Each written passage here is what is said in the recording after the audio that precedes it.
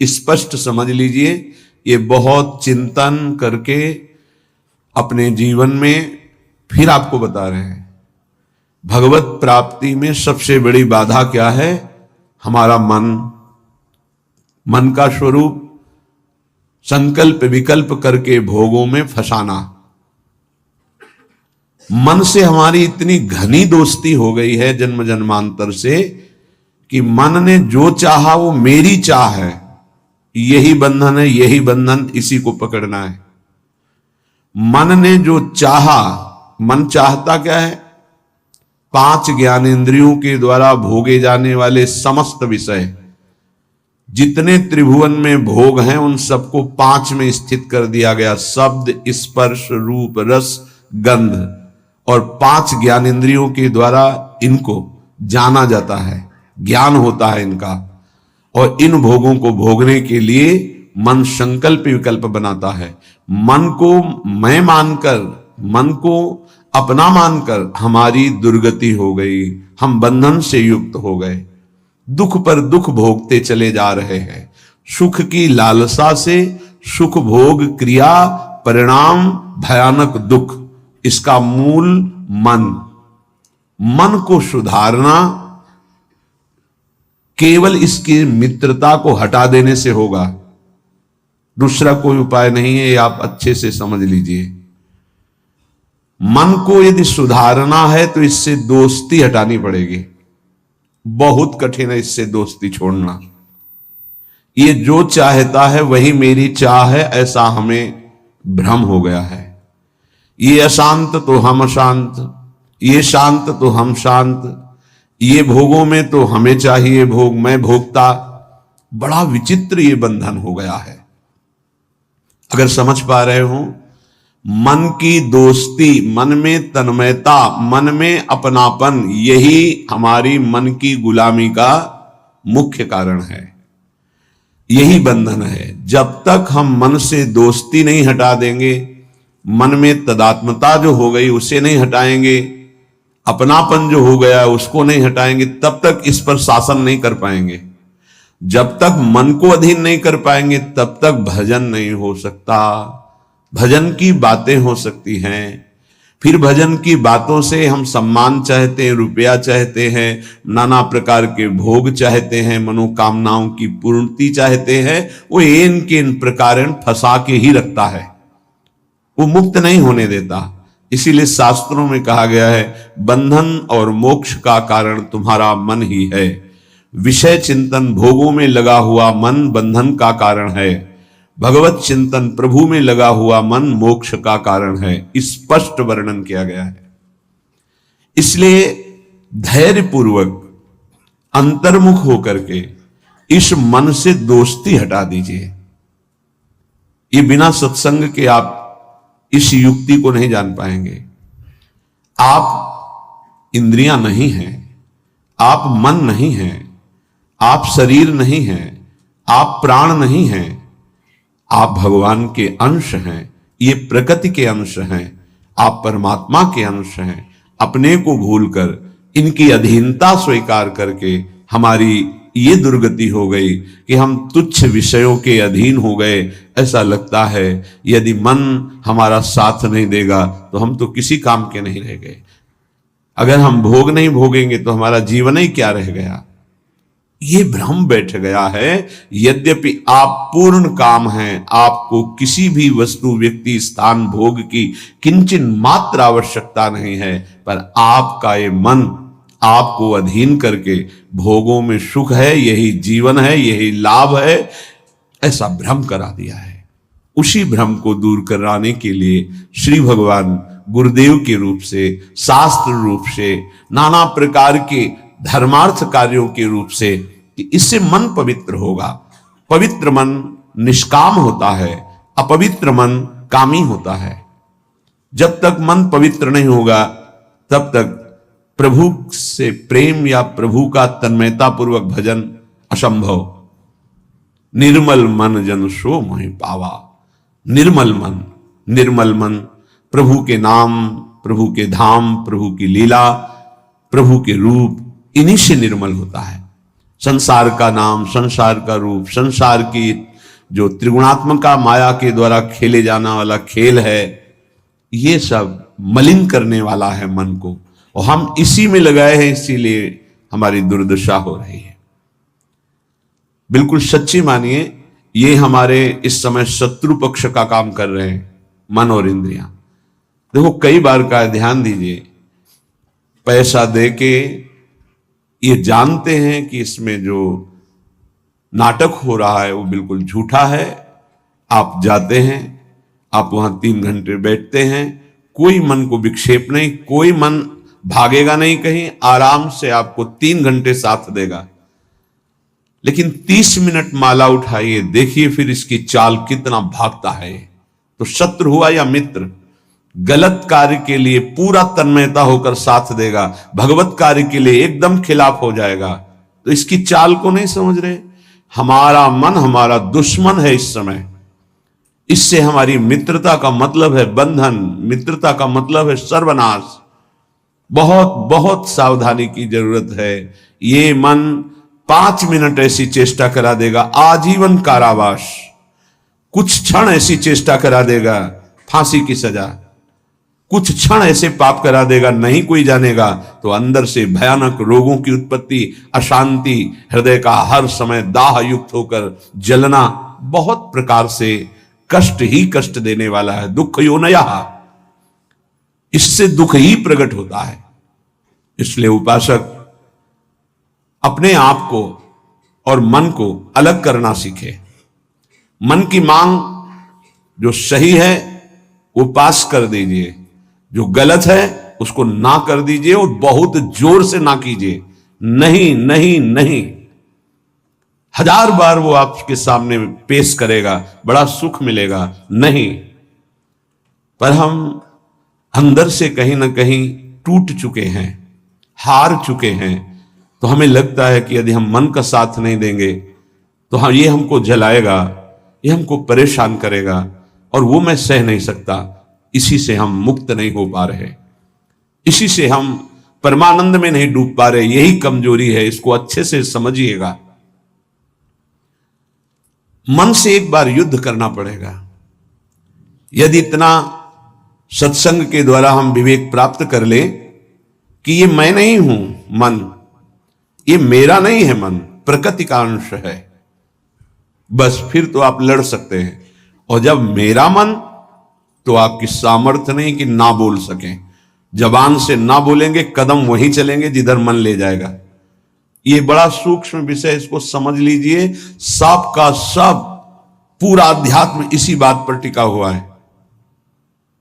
अगर मन निर्मल तो भगवत साक्षात्कार, मन निर्मल तो स्वरूप स्थित, मन मलिन तो दुर्गति। सारी साधना का फल मन को शांत कर लेना, निर्मल कर लेना, मन को अपने शासन में ले आना। पर यह तभी होगा जब इससे दोस्ती हटाएं। यहां दोस्ती क्या, मन की मांग मतलब मेरी मांग, मेरी मांग मतलब अब पूर्ण ही होना चाहिए, कुछ भी हो। इसी से पापाचरण बनते हैं और मन मलिन हो जाता है, हम और मन के अधीन हो जाते हैं। वो हमें और ऐसी स्थिति ले आता है कि मेरे से कहां भजन साधन, और पूरा जीवन व्यर्थ हो जाता है। श्रीपाद प्रबोधानंद जी महाराज कहते हैं, जागर्ति दुंदभिरवः परमोत्र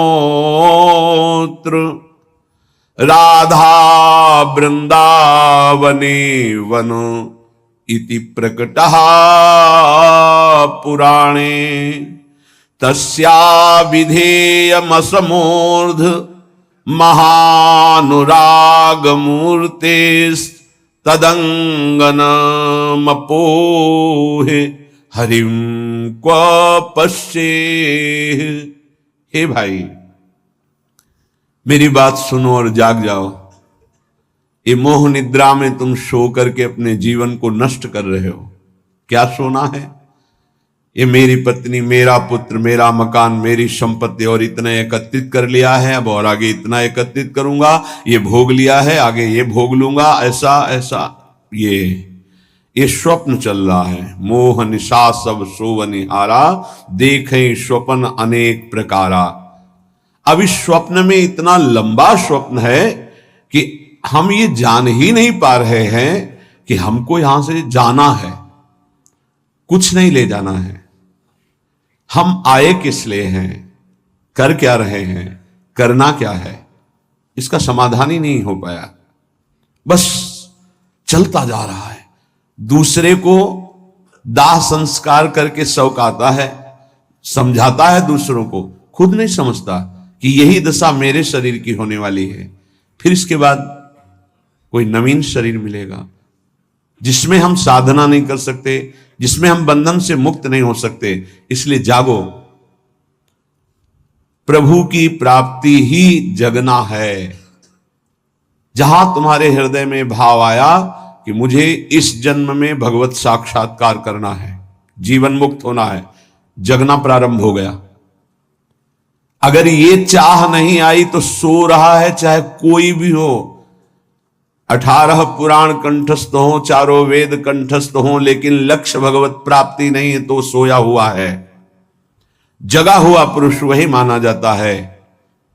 मोह का नाश होकर ज्ञान का प्रादुर्भाव हो जाना। होय विवेक मोह भ्रम भागा, तब सब विषय विलास विरागा। जगा हुआ पुरुष जिसके हृदय में बात आ गई है, मुझे स्वरूप स्थित होना है, भगवत प्रेम प्राप्त करना है, भगवान से मिलना है, पक्का इस जन्म में मिलना है भगवान से, ये बात आ गई, वो जगा हुआ पुरुष है। तो ये बात जान लो कि भगवान कहां मिलेंगे। श्रीपाद कहें, ये हम डंके की चोट से कहते हैं कि हमारी लाडली जू परम पावन वृंदावन धाम में अभी इसी क्षण लीला परायण है। राधा वृंदावने वन इति प्रकटः पुराणे, बहुत से शास्त्रों में ऐसा वर्णन, गर्ग संहिता देख लीजिए, पाताल खंड में ब्रह्म वैवर्त पुराण में बहुत सुंदर वर्णन है, जगह जगह वर्णन है। तो जहां हमारी किशोरी जो है वहीं प्रभु विराजमान है। अब सूक्ष्म विषय इसका, किशोरी जो प्रेम रूप है, जहां प्रेम है वहीं हरि है। प्रेम के बिना हरि का साक्षात्कार नहीं हो सकता। प्रेम का मूर्तिमान स्वरूप हमारी प्रिया जो है, इसीलिए हम कहते हैं राधा राधा राधा, क्योंकि राधा उच्चारण किया तो जिनका नाम राधा है वो देखे, और जिनको प्राण प्रिय है वो देखे। प्राण प्रिय है हरि को, हरि रसना राधा राधा रट, स्वयं हरि जो राधा राधा रटते हैं, और किशोरी जो प्रिया प्रीतम दोनों हमारी तरफ देखेंगे राधा उच्चारण से। तस्या विधेय मसमोर्ध महानुराग, किशोरी जी की कृपा से ही महाअनुराग प्रकट होता है। महाअनुराग में ही हरि का साक्षात्कार होता है, प्रिया प्रीतम का साक्षात्कार होता है।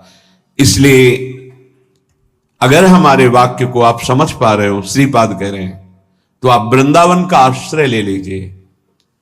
अगर अखंड वास नहीं प्राप्त हो पा रहा तो आश्रय ले लीजिए, रजरानी का सेवन कीजिए, धाम आइए, बार बार यहां दर्शन कीजिए, प्रदक्षिणा परिक्रमा कीजिए, बैठकर एकांत में नाम जप कीजिए। बहुत बड़ा प्रभाव धाम में जो भजन करता है तो बहुत कई गुना बढ़ करके उसको लाभ मिलता है। इसलिए यहां बहुत जल्दी भगवत प्राप्ति होती है। मथुरा में 6 महीने में भगवत साक्षात्कार कर लिया ध्रुव जी ने। देखो 6 महीने भी बहुत होते हैं।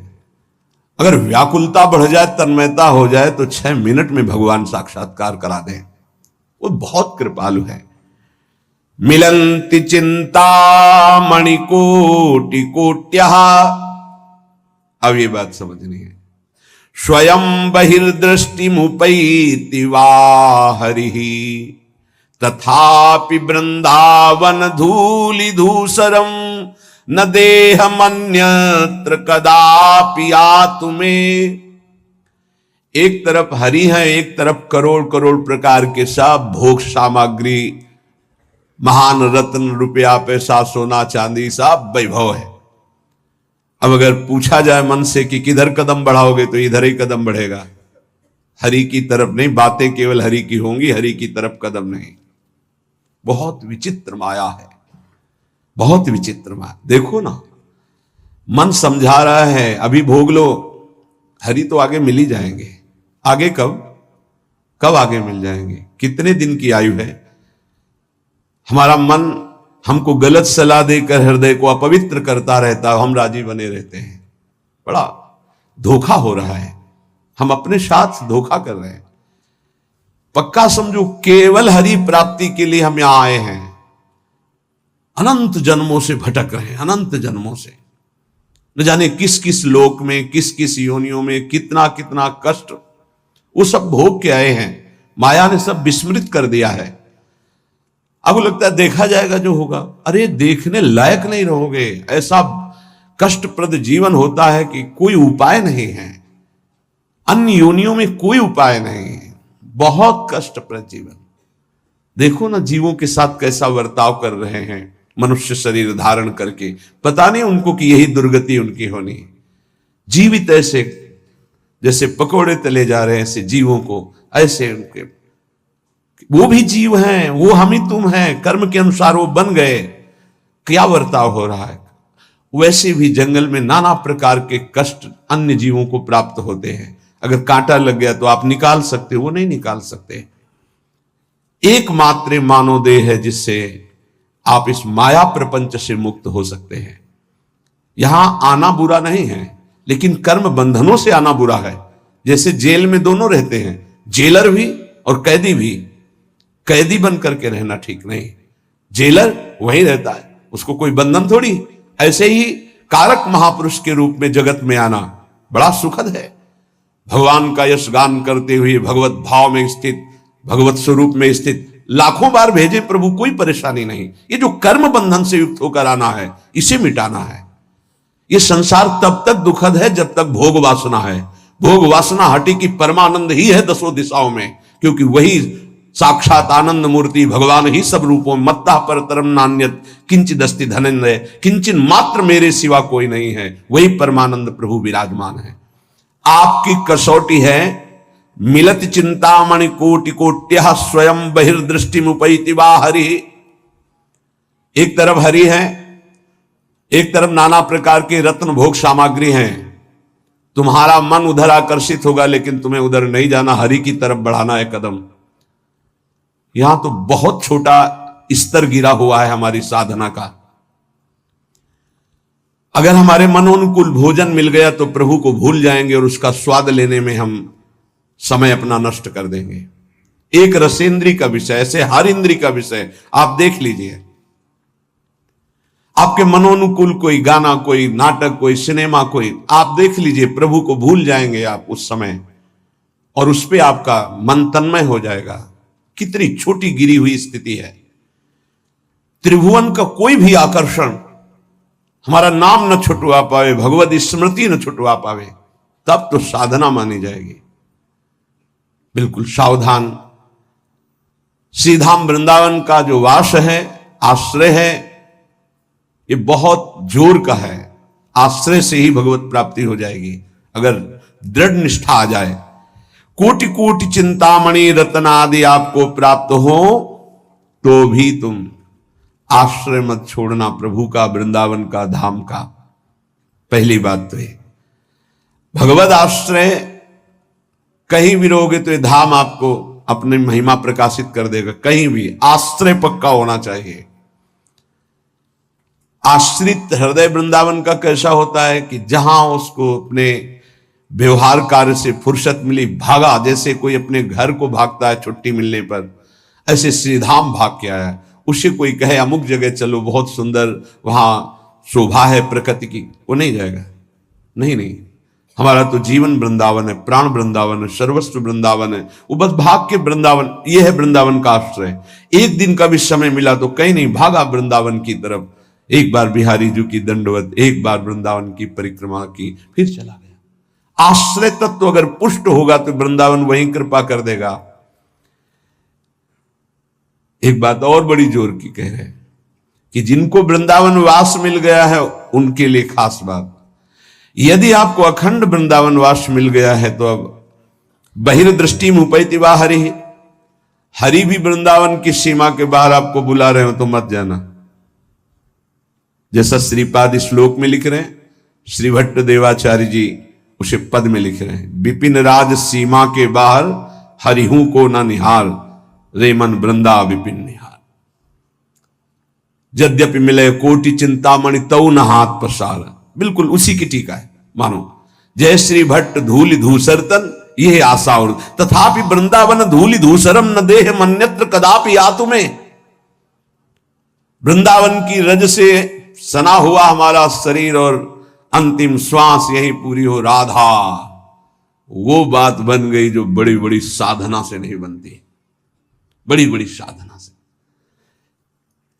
अंदर की खास बात है अपने को भूल जाना और प्रभु के चिंतन में तन्मय हो जाना, यह भक्ति का लक्षण है। सब कुछ भूल जाना, अपने स्वरूप में स्थित हो जाना, यह ज्ञान का है। इसके अलावा भगवान की माया का प्रभाव है। बड़ी विडंबना है, भगवान की कृपा से जब कोई साधन बनता है तो हम भगवान की कृपा ना कह करके, भगवान की कृपा ना मान करके हम उसमें अपना अहम आरोपित कर लेते हैं। इसलिए हमारी साधना बाधित हो जाती है और हम विक्षिप्त हो जाते हैं, विक्षेप पड़ जाता है साधना में। किसी के मुख से सुन रहे थे कि मैं केवल प्रवचन नहीं कर रहा हूं, इतना समय हो गया ये नहीं खाया, ये नहीं पिया, ऐसा ये त्याग। अरे ये सब देहाभिमान के अंतर्गत है, इसका कोई महत्व नहीं है। मछली जल में रह करके पूरा जीवन व्यतीत करती है केवल जल पी करके, केचुआ केवल मिट्टी खा के रहता है, कितने पंछी केवल फल खा के रहते हैं। क्या भगवत प्राप्ति हो जाती है क्या? ये साधन देह विस्मृत करने के लिए है कि जो कुछ मिला थोड़ा डाल दिया, बस नाम चिंतन, भगवत चिंतन। चिंतन इस बात का कि एक एक दिन हम प्लस जोड़ रहे हैं कि ये नहीं खाया, ये नहीं पिया, ये नहीं त्याग, ये तो प्राकृतिक क्रिया है, इसका कोई महत्व है क्या? देह धर्म से युक्त होकर, देहाभिमान से युक्त होकर ऐसी चेष्टाओं में साधक उन्नति नहीं प्राप्त करता, गर्व करता है और पतन हो जाता है। महाराज ययाति का सुकृत नष्ट नहीं हो रहा था, बड़े समय से उत्तम लोकों में विमानों से घूम रहे थे। देवराज इंद्र ने एक बार उनको बुलाया, महाराज आपने कौन सा सुकृत किया कि आपके दिव्य लोक सुरक्षित हैं, अर्थात आपका पतन नहीं हो रहा, आपके पुण्य नष्ट नहीं हो रहे। तो सभा में जब ऐसा पूछा तो अहम उदित हो गया। महाभारत में भगवान व्यासदेव जी वर्णन करते हैं, उन्होंने कहा ना कोई ऐसा हुआ है ना आगे होगा। जैसा मैंने दान किया तप किया, सुकृत किए, बस ऐसा निकलना था कि सारे सुकृत भस्म हो गए। देवराज इंद्र ने कहा विश्व के समस्त ऋषियों का, महात्माओं का, धर्मात्माओं का आपने अपमान कर दिया, आप भ्रष्ट हो जाए। उसी समय सर के बल नीचे ऐसे मृत्युलोक की तरफ आने लगे। तब उन्होंने आर्त भाव से कहा गलती हो गई हमसे, हमारी अंतिम प्रार्थना, जा तो रहा हूं नीचे के लोक में लेकिन महात्माओं के बीच में गिरूं। तो कुछ महात्मा ऐसे खड़े हुए, महाराज शिवी भी उसमें थे, भगवत चर्चा संभाषण कर रहे थे। देखा कोई तेजों में पतन की स्थिति से आ रहा है गिरता हुआ, तो ये कोई पुण्यात्मा है, रोक दिया अपने भजन बल से। जब ये जाना कि ये तो महाराज ये आती है, सारे सुकृत अपने दे दिए, तत्काल ऊपर से ऊपर चले गए। भजन का एक बल है, वो बल भगवान की कृपा से जुड़ा होना चाहिए। अगर अहम से जुड़ गया तो पतन होने में देर नहीं लगती। इस बात में साधक बहुत सावधान रहे। प्रायः ये अहम घूम करके ऐसे आ जाता, ऐसे शब्द साफ संतों की अवहेलना हो रही थी उनके मुख से, साफ संतों की। ऐसा कोई कर सकता है जैसा मैं कर रहा हूं? मैं कुछ नहीं है। ये खाना पीना, लेना देना, उठना बैठना, ये एक प्राकृतिक चेष्टाएं हैं। इनसे किसी की महात्मा स्थिति नहीं जानी जाती। महात्मा स्थिति हृदय की होती है, जो समस्त द्वंद्वों पर विजय प्राप्त कर चुका है, जो देहाभिमान रहित हो चुका है, जो तीनों शरीरों के राग का त्यागी, उसे महात्मा कहते हैं। बड़ा सूक्ष्म विषय अध्यात्म, इसीलिए कह रहे अध्यात्म को समझने की जिज्ञासा करने वाला कोई लाखों में एक होता है, और अध्यात्म की जिज्ञासा पूर्ण करने वाला कोई करोड़ों में एक होता है। आप शास्त्रों में पढ़ के देखिए, हजारों जन्मों की पुण्य एकत्रित होते तब मुमुक्षुता जागृत होती, मैं मुक्त होना चाहता हूं। अरे भगवान की कृपा से कोई साधन बन जाए तो धन्य हो जाओ कि भगवान ने साधना करवा दी। कृपयतु मयि वृंदारण्य राज्ञी मनाग, प्रति बहुल कृपारु स्नेह भाराद्रुदश्रु, फलतु तदनुकंपा कल्पवल्ली फलम त्वत्, भूतो मदिवसतिर्मे तत्प्रियाराम सीमनी। हे लाडली हम पर अतिशय कृपा कर दो, हे वृंदावनेश्वरी हम पर रीझ जाओ, ऐसी कृपा कर दो कि आपकी चरण चिन्हों से चिन्हित इस भूमि की सीमा से कभी बाहर ना जाऊं, ऐसी कृपा कर दो। हे करुणामयी कल्पलता स्वरूप, कल्पलता कल्पतरु, जो इच्छा करो वो प्राप्त। मेरी इच्छा यही है, ये इच्छा मेरी फलीभूत हो जाए कि मैं कभी वृंदावन की सीमा से बाहर न जाऊं। हे लाडली, यदि बाहर जाऊं तो आपका भरोसा केवल रहे हृदय में, आपके भरोसे से ही हम संसार प्रपंच के खेलों में फंसेंगे नहीं। महारानी जू, हे प्रियाजू, आप करुणामयी हम पर ऐसी कृपा कर दो कि पहली बात तो वृंदावन की सीमा के बाहर न जाऊं, दूसरी बात अगर बाहर सेवार्थ व्यवहार्थ तो हे लाडली आपके चरणों का दृढ़ भरोसा रहे। अगर श्री जी के चरणों का दृढ़ भरोसा है तो पतित नहीं हो सकता उपासक। बाहर और भीतर, संसार में और धाम में, दोनों बात समझ लीजिए। हृदय में और बाहर व्यवहार में, धाम में और संसार में, वही सौभाग्यशाली माना जाएगा जिसका चिंतन प्रभु से हो रहा है। जो प्रभु के चिंतन में जुड़ा हुआ है वही महान सौभाग्यशाली है। धाम की एक असीम कृपा है, पर आप धाम में रहकर प्रिया प्रीतम का चिंतन नहीं करते, मनमानी पापाचरण करते हो, तो पुनः यही जन्म होगा लेकिन दंड मिलेगा।